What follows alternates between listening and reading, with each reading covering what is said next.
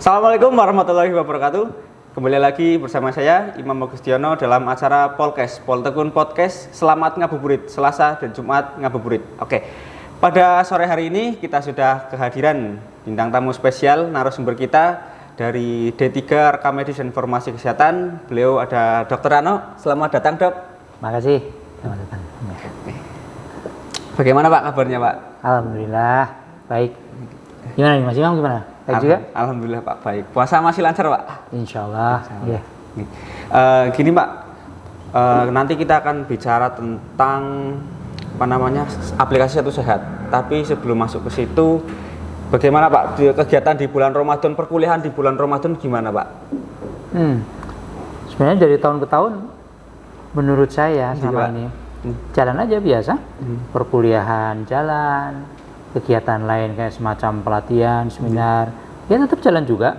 Ya, jadi saya rasa puasa tidak terus menghentikan aktivitas kita, gitu ya, malah menjadi bagian dari ibadah kan katanya gitu. Gitu. Oke, berarti puasa ini tidak mengurangi beban SKS ya Pak mahasiswa ya Pak? Jadwal tetap jalan. Paling nanti strateginya aja. Strategi mengajarnya, strategi penugasannya. Tapi kalau proses pembelajarannya tetap jalan. Oke. Dari kemarin nih Pak, dari pemerintah tuh lagi rame yang tentang aplikasi Satu Sehat Pak. Sebenarnya apa sih itu Pak aplikasi Satu Sehat? Apakah aplikasi baru yang diluncurkan pemerintah atau aplikasi yang sudah ada gitu Pak? Nah itu kan Peduli Lindungi ya. Peduli Lindungi kan udah berapa nih? Tahun ketiga berarti kira-kira ya? Sejak awal pandemi dulu itu diluncurkan Peduli Lindungi. Gitu.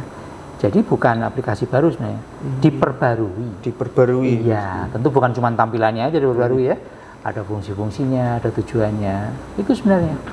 Nah, terus namanya juga diganti baru. Namanya aplikasi menjadi aplikasi Satset tadi. Satset. Tahu nggak Satset apa itu? Cepet Pak. Betul, tapi Satset itu Satu Sehat. Tapi Satset juga cepet. Artinya informasi yang didapatkan cepat, penggunaannya juga cepat, aksesnya juga cepat, gitu kira-kiranya. Sehingga pemanfaatannya bisa mendapatkan hasil yang lebih cepat. Pengennya gitu. Makanya namanya singkatannya sih Satset itu. Satu Sehat. Pak. Bagi teman-teman di rumah barangkali yang masih awam Pak, Satset, fitur-fitur Satset ada apa aja sih Pak? Boleh diterangkan kepada teman-teman di rumah? Gini, jadi itu kan awalnya Peduli Lindungi. Nah, pada saat nanti melakukan update, ya, misalnya saja melalui apa namanya itu kalian di Google Play Store. Melalui Play Store diupdate, maka dia otomatis akan menjadi aplikasi Satu Sehat. Plus perubahan-perubahan menu dan fiturnya. Jadi nggak usah install baru, data yang sudah ada kayak ID kita, password kita itu tetap kepake di Satset. Ya. Nah, berarti bagi yang belum, ini ngomong-ngomong, Simam udah update belum? Sudah Pak. Alhamdulillah ya. Bagi yang belum coba deh diupdate Peduli Lindunginya itu nanti akan menjadi Satu Sehat. Gitu. Satu Sehat. Berarti masih banyak fitur-fitur yang dari Peduli Lindungi di Satu Sehat. Mungkin ada beberapa tambahan fitur yang baru itu Pak. Dari Peduli Lindungi ada dilanjutkan, terus ditambah fitur baru. Gini, waktu Peduli Lindungi itu dulu buat apa tuh Peduli Lindungi? Buat itu Pak yang sertifikat vaksin gitu. Betul, ya. Untuk pendataan. Vaksinasi COVID. Ya. Lalu untuk pendataan ini mobilitas. Kita mau masuk ke suatu tempat ada syarat scanningnya, ya, kalau sudah penuh nggak bisa, kalau belum vaksin nggak bisa dan sebagainya lah. Untuk syarat transportasi waktu itu kan tunjukkan di Peduli Lindungi. Intinya waktu itu memang penggunaannya terutama untuk urusan terkait dengan COVID. Ya kan? Nah, hal itu masih jalan, ditambah hal-hal baru. Jadi urusan COVID-nya tetap ada, sertifikat COVID-nya, vaksinasi lah, gitu ya, riwayat yang lain ada, masih tetap ada. Ditambah fitur baru. Itu ceritanya perubahannya. Menarik sekali ya Pak, aplikasi Satu Sehat ini dari Peduli Lindungi kembali ke Satu Sehat. Nah, berarti ini Pak, apa namanya, dari kemarin nih Pak, yang dikhawatirkan banyak user terkait Peduli Lindungi kan, yang kemarin ada kebocoran data dan lain sebagainya nih Pak. Nah, apa masih udah di-upgrade belum Pak keamanannya dari aplikasi Satset ini Pak? Oke. Mau kayak apapun kita memperbaiki keamanan data, tapi yang berniat coba-coba untuk menyusup juga makin pintar juga. Jangankan kita ini ya, yang udah lahir langsung IT, katakanlah tadi saya sebut ada Google lah, ada produk-produk lain, itu juga sempat dia kemasukan penyusup seperti itu. Nah, tapi artinya gini, di Indonesia itu kita punya standar manajemen keamanan informasi SMKI. Lalu kita sudah punya SNI, Standar Nasional Indonesia terkait keamanan data dalam manajemen informasi kesehatan. Oh, sudah ada itu. Ya. Jadi SNI itu nggak cuma helm aja. Ya, ada juga SNI tentang itu. Nah, jadi semua regulasi dan standar tadi diberlakukan supaya para penyelenggara sistem elektronik menggunakan. Kalau sudah menggunakan itu, ada juga yang berhasil nyusup, ya itu namanya kecelakaan yang harus segera diperbaiki. Gitu? Tapi kalau nggak menggunakan itu, memang nggak ada standarnya, nggak menggunakan sistem ini, nggak ada ininya itu dan sebagainya, ada yang nyusup, namanya kelalaian, itu, keteledoran, salah sendiri pintu nggak ditutup, makanya pencuri masuk, kira-kira gitu ya kalau di rumah ya. Ini udah ditutup, udah ada tralis, udah ada ini, ada jalan lain masuk. Ya, memang si pencuri sedang berpikir gimana caranya nembus rumah yang terkunci rapat ini. Kira-kiranya begitu. Jadi kita bukan berarti teledor, bukan berarti apa namanya ya, nggak ceroboh. Nah, bukan berarti gitu. Tapi kita waspada dan sudah sesuai standar. Itu baru dari aplikasinya loh Mas Imam. ATM Pak, itu kan juga sudah diamankan. Ya? Nah, tapi kalau terus punya kartu ATM enggak nih? Punya Pak. Hari gini nggak punya kartu ATM ya. Nah, si pemilik kartu ATM terus meminjamkan kartunya ke orang lain. Tolong deh, saya lagi nggak sempat nih, ambilkan ya uang. Ini kartu saya, passwordnya sekian. Nah itu juga, walaupun ATM-nya udah pakai sistem pengaman, lah penggunanya membocorkan sendiri. Iya Pak. Ngerti kan? Iya. Nah, bukan tidak mungkin dia yang tadi itu akhirnya menggunakan di luar pesan tadi itu, di luar kewenangannya. Jadi artinya masyarakat, kita semua yang menggunakan Satset ini tadi, Satu Sehat, juga perlu mengubah dan menyiapkan diri untuk ikut berperan dalam menjaga keamanan informasinya. Kita nggak bisa sepenuhnya, wah saya pakai aplikasi ini, data saya sekarang bocor. Nanti dulu, jangan-jangan kamu juga ikut berperan dalam membocorkan. Ngasih tahu orang tentang password kita, ya. Lalu mencatat password di HP, misalnya gitu. Nah, itu kan perilaku-perilaku yang berpotensi berperan dalam kebocoran data. Itu dijelasin dalam aplikasi Satset loh. Ya, jadi di aplikasi Satu Sehat itu ada menu yang menjelaskan tentang privacy. Berarti kadang kalau apa namanya, kita yang awam nih Pak, kalau install aplikasi kan biasanya ada setuju gitu Pak. Berarti barangkali teman-teman nanti ketika install aplikasi dibaca terlebih dahulu ya Pak. Betul. Jadi ada yang bilang, wah kita itu spesialis next. Dan spesialis yes. Pokoknya next, yes. Biar cepat selesai, cepat pakai gitu ya. Padahal ternyata di salah satu next dan di salah satu yes-nya itu, misalnya aja mengizinkan aplikasi untuk mengakses daftar kontak. Yes. Berarti bukan salah sana, orang kita udah diizinkan kok. Udah menyerahkan diri ya Pak. Ya silakan diakses fotonya, silakan diakses kontaknya dan sebagainya. Akhirnya dia terbuka pintunya untuk mengakses ke situ dan digunakan. Nah, perkara menggunakan itu urusan lain. Tapi perkara mengakses berarti ikut berperan serta. Itu itu di dalam menu privacy yang saya sebut tadi ada dijelaskan loh. Ya, jadi memang cukup panjang itu, panjang penjelasannya. Tapi ya coba diluangkan lah, diluangkan waktu sebentar, baca. Oh, malah kita punya itu katanya Iqra gitu kan ya. Iqra. Iqra itu berarti kita mesti baca nih, ya. Jangan cuma di next yes aja.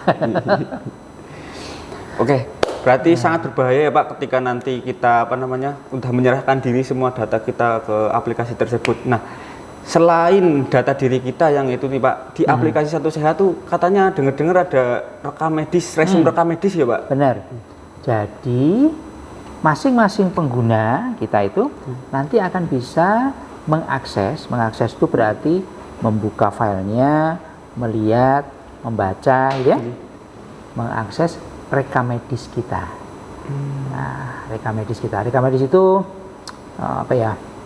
catatan tentang riwayat kesehatan seseorang, terutama pada saat dirawat di fasilitas pelayanan kesehatan atau Fasienkes, ya. Salah satu yang terutama lagi di rumah sakit. Nah, setiap pelayanan di rumah sakit wajib didokumentasikan. Nah, dokumentasi itu yang namanya rekam medis. Dan itu pasien boleh loh. Pasien boleh bertanya atau mengetahui, ya, dan mendapatkan isi rekam medisnya. Dan itu nanti bisa melalui aplikasi Satu Sehat. Memang bukan keseluruhan isi rekam medis sih. Dia dirawat sebulan, misalnya itu, setiap hari diperiksa, wah, kalau catatan kertas kira-kiranya seginilah, gitu. Ya, meneh 2 bulan, 3 bulan gitu ya. Tapi di akhir layanan, pada waktu mau pulang, gitu, pada waktu mau pulang, maka keseluruhan layanan sejak masuk sampai keluar itu akan diringkes di dalam satu lembar yang namanya resume medis. Itu cerita sejak masuk, diapain aja, hasilnya gimana, tentu nggak semuanya, tapi yang penting-penting. Nah, yang penting-penting ya, itu ada di situ. Dikasih obat apa, pulangnya keadaannya gimana, pesan-pesannya apa, bukan pesan terakhir. Ya.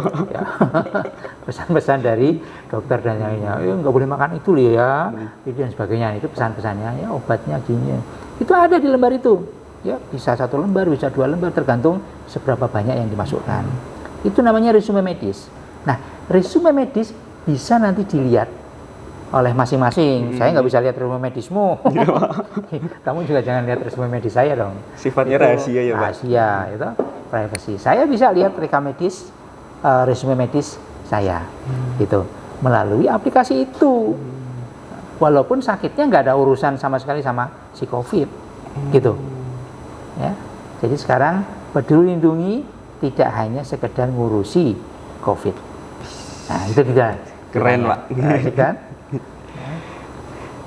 Dari sisi kecepatannya Pak, nanti kan katanya satset nih Pak, satset. Nah, itu kira-kira apa Pak?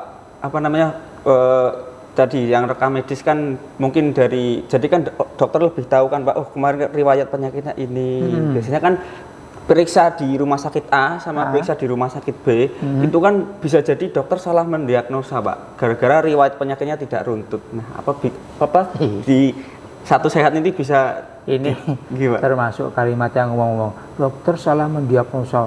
Kita dokter-dokter nggak selalu begitu loh, gampang salah diagnosa. Ya.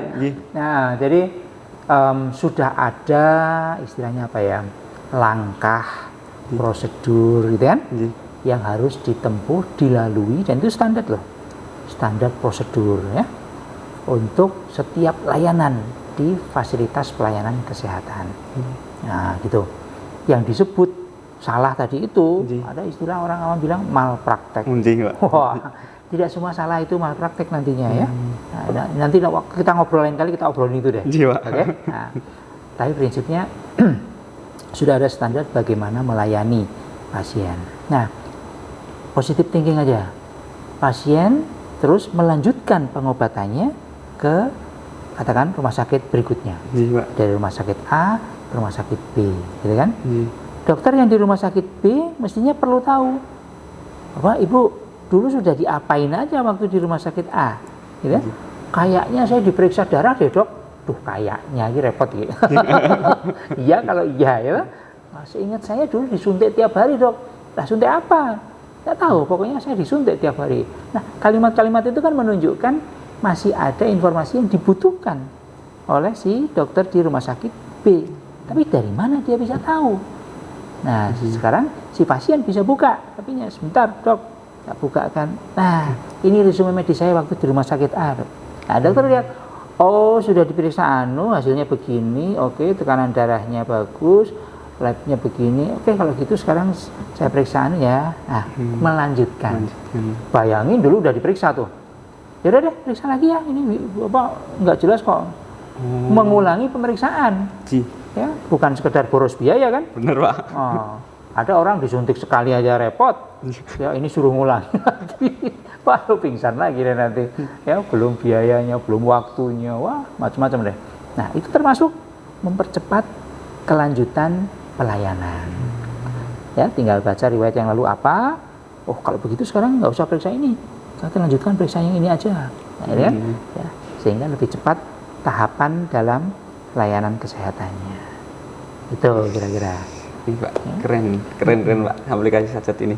Ya, bagi teman-teman yang belum install ya Pak aplikasi Satu Sehat, ya, sangat dianjurkan Pak. Ya, bagi yang belum install atau bagi yang belum update tadi, update Peduli Lindunginya, ya, update ya, update.